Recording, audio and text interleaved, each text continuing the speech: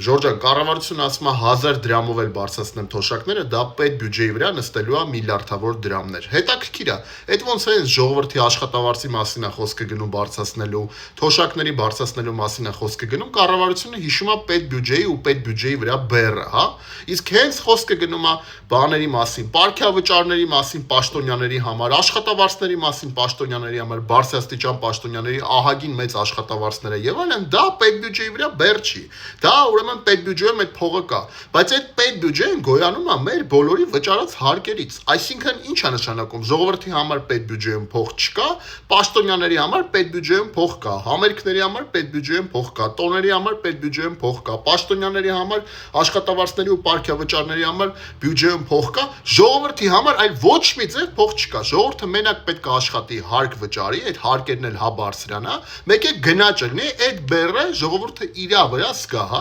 կներեք էլի, բայց տենց չի լինում։ Ու արդարացումները կներեք, բայց ժողովրդին հետաքրքիր չի, որովհետև կառավարության գործառույթը տնտեսական աճ ապահովելն է։ Կառավարության գործառույթը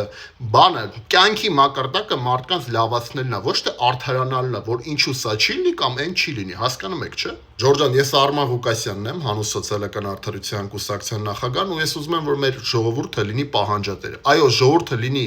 իրավունքները իր իմացող, պարտականությունները իր իմացող, բայց երբեք անարդարության հետ չհամակերպվող։ Այո, մենք պետք է լինենք պահանջատեր, խնդրում տարածեք այս տեսանյութը, գրեք մեկնաբանություններում ձեր կարծիքը եւ բաժանորդագրվեք իմեջին։